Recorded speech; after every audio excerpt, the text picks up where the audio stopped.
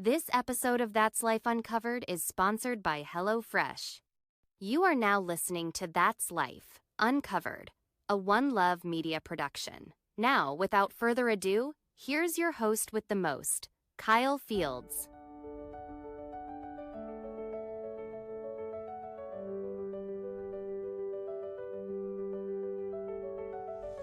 Imagine it. It's early September 2001. The summer's breath still clings to the air, heavy and sweet. School buses are back on the roads. Department stores have swapped out their bathing suits for sweaters, and football season is waking up. The hum of normal life is everywhere. So normal, it's almost forgettable. Across America, people are heading to work, grabbing their morning coffees, making mental notes about meetings, grocery lists, dentist appointments. There's a casual invincibility in the way people move through their day. The belief that tomorrow will look just like today. New York City's skyline is whole. The Twin Towers, icons of American ambition, pierce the sky like steel needles. Thousands move through them every day. Secretaries, brokers, window washers, janitors. If you stood at their base and craned your neck back, the towers stretched so high they seemed to touch the heavens. At airports, security is casual. You can walk a loved one right to the gate, kiss them goodbye at the door of the plane. Shoes stay on, bottled water is allowed. Nobody questions anything. On the evening news, stories about terrorism feel like far-off headlines. Embassies bombed in Africa? That's tragic, but it's over there. USS Cole attacked by suicide bombers? Sad, sure, but not here. A CIA memo warning bin Laden determined to strike in the U.S.? Filed away, forgotten, a whisper in a room full of noise. The mood in America is light, optimistic. The 90s tech boom left the country flush with money and confidence. President George W. Bush has been in office for less than a year. Gas is about $1.50 a gallon. The biggest pop songs are about love and heartbreak, not fear and loss. September 10th, 2001. The final day of the world as we knew it. Office workers leave their desks, planning tomorrow's meetings. Children pack up their backpacks without knowing their innocence will be stolen. Planes prepare for their morning flights. Mechanical birds lined up in quiet anticipation. The skyline sleeps in the starlight, unknowing. And somewhere across the ocean, in dusty rooms lit by single bare bulbs, men kneel and pray one last time before sealing the fate of thousands. Tomorrow, the world will shatter, but tonight it is whole. Tuesday, September 11th, 2001. The sun rises over the East Coast in a blaze of golden light. The sky is a perfect, endless blue, a painter's sky. No clouds, no warnings, just an ordinary morning, just another Tuesday. At Logan Airport in Boston, travelers sip their coffee, scan newspapers, chat sleepily at their gates. Flight 11, a Boeing 767 bound for Los Angeles, begins boarding. Among those passengers are business travelers, vacationers, and a group of school children. Also, quietly boarding, blending into the background, are 5 hijackers. A few gates away, Flight 175, another 767, boards its passengers for LA2. Another group of hijackers boards there as well. No one notices anything. No one thinks anything is wrong. Why would they? In Washington, D.C., another airport is humming awake. At Dulles International, passengers for Flight 77 board a 757 headed for Los Angeles. At Newark Airport, passengers for United Flight 93 settle in for what should be a routine cross-country trip to San Francisco. At 7:59 a.m., American Airlines Flight 11 lifts off from Boston. A few minutes later, United Flight 175 follows. At 8:20 a.m., American Airlines Flight 77 is airborne. At 8:42 a.m., United Flight 93 takes off, delayed by runway traffic. That delay would later become fate-altering as we know it. 8:14 a.m., Flight 11 stops responding to air traffic control. Moments later, air traffic controllers hear a chilling transmission. We have some plane. Just stay quiet and you'll be okay.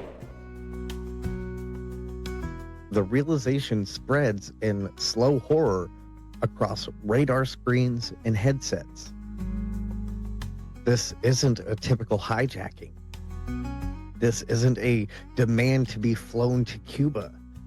This feels different. Worse. 8:46 a.m. Flight 11, flying low and impossibly fast, barrels toward Lower Manhattan. At 8:46 and 40 seconds, it slams into the North Tower of the World Trade Center between the 93rd and 99th floors. The explosion blooms against the blue sky like a hellish flower. Fire and steel twist together. Papers, glass, and debris rain down over the city like a grotesque ticker tape parade. Screams fill the streets. At first, the nation thinks it's an accident, a tragic mistake, maybe a small commuter plane lost in the sun. News anchors scramble to explain the unexplainable. They rush to send choppers to get footage of the wreck.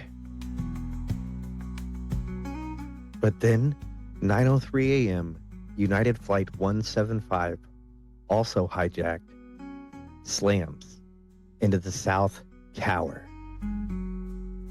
The fireball is bigger, fiercer. Millions watch it live on television, the horrifying realization dawning all at once. This is not an accident. America is under attack. If your brain's been on survival mode lately, trust me, making food doesn't have to feel like another battle. HelloFresh saved me from some of the lowest effort dinners I've ever made. You can get everything pre-portioned. The instructions are human proof and you feel like a grown adult again. Go to HelloFresh.com and use code POGHF158135 for 10 free meals plus free add-ons for life, but for a limited time and first-time subscribers only. You deserve more than freezer pizza, even on your worst days. 9:37 a.m. American Airlines Flight 77 turned around midair by hijackers, slams into the Pentagon, the heart of America's military.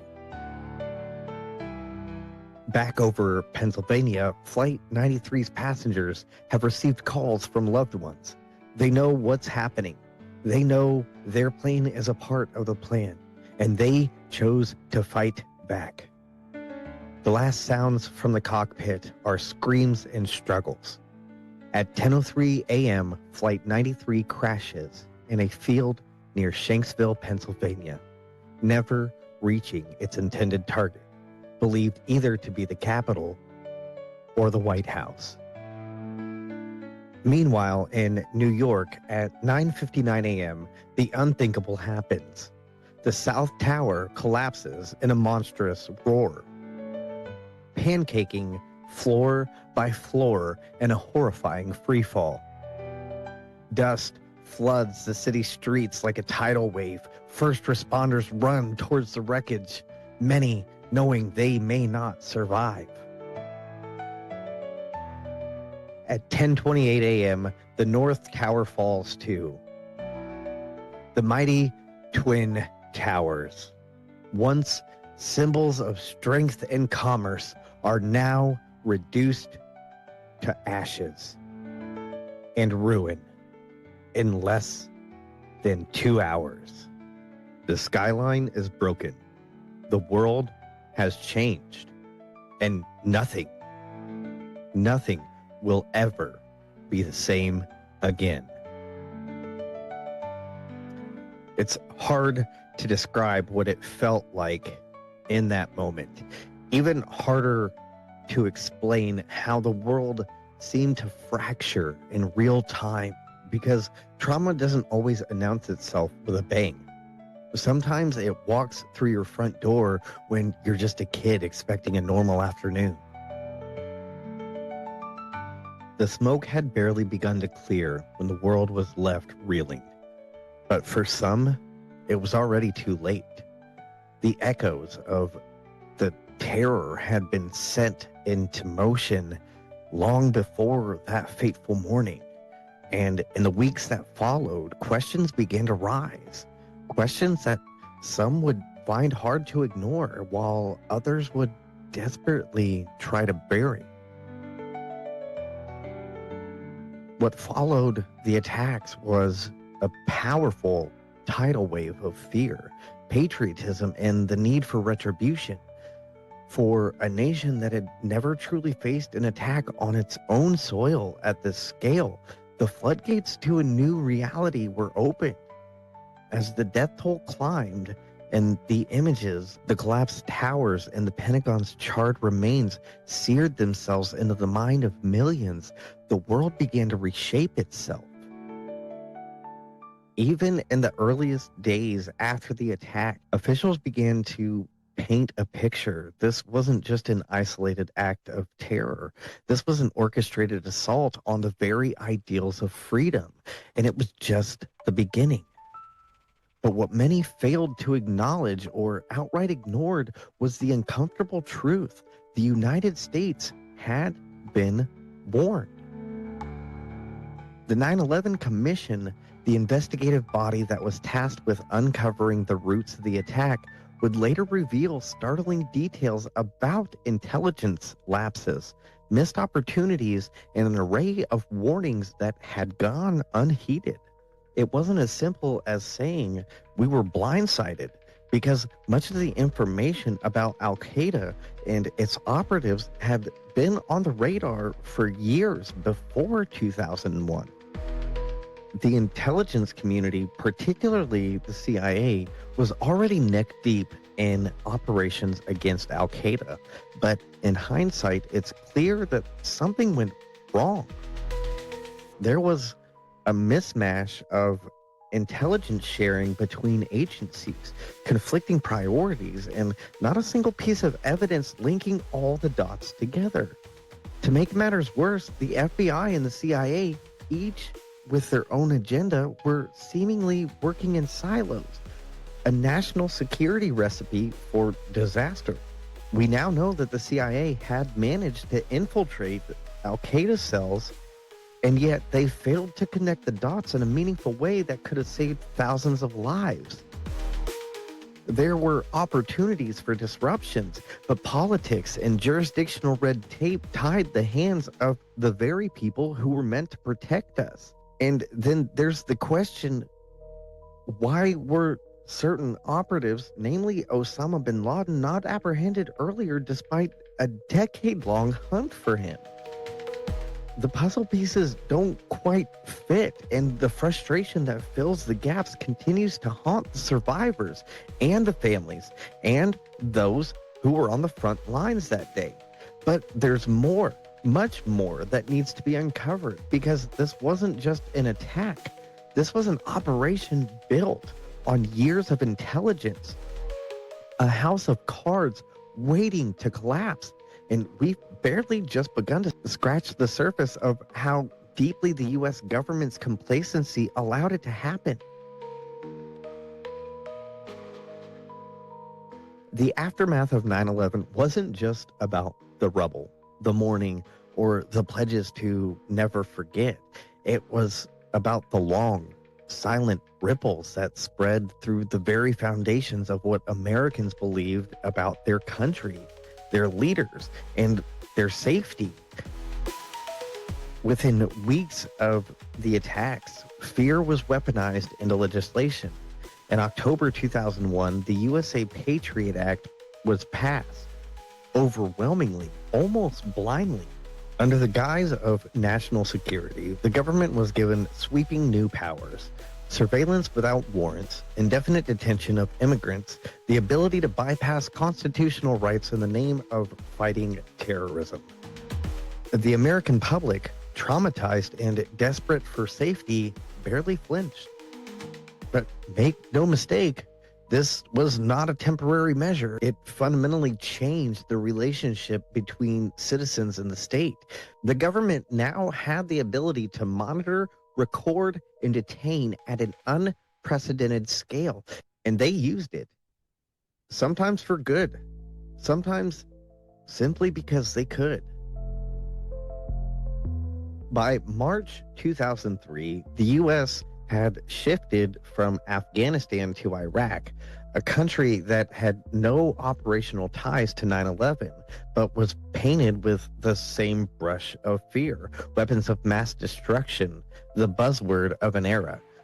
The justifications were thin, the evidence weaker, yet still soldiers were sent, lives were lost, and an entire region was destabilized. Hundreds of thousands of civilians paid with their lives. Thousands of American soldiers came home broken, physically, mentally, and spiritually. The ripple of 9/11 didn't stop at the Hudson River. It tore across the oceans, continents, and hearts. And with every revelation that came in the years that followed, the false intelligence reports, the torture memos, the black sites, the public's faith in their government began to erode. The seed planted on that September morning wasn't just fear, it was doubt. Doubt about what was real, doubt about who could be trusted, doubt about whether the nation they loved could ever be the same again. And maybe it wasn't meant to be. We can't talk about 9/11 without talking about how it didn't just change the skyline of New York City. It changed the DNA of America itself. It's been over 2 decades, and yet September 11th still feels close enough to touch. A ghost that walks among us every time we see an airport security line, every time we hear a politician invoke national security, every time we remember that for some people the world ended on a Tuesday morning. For me personally, I was just 11 years old when I walked through the front door of my house and watched, frozen, as the second tower fell. I remember my mom standing there, covering her mouth, whispering, "Dear God." What I thought would be a fun day because they let us out of school early turned into the first time I ever felt real trauma. I watched them replay the footage, people jumping from towers, choosing death on their own terms rather than waiting for the building to claim them. That kind of memory doesn't fade. It etches itself into your brain. And I know I'm not alone. Every American who lived through that day, whether they were 5 or 50, carries that scar somewhere deep inside them. But maybe the deeper tragedy is that in the years that followed, instead of healing, that scar was picked at and exploited by politicians, by systems, by fear itself. We didn't just lose 2,977 lives that day. We lost trust. We lost innocence. We lost the luxury of believing that some things were untouchable.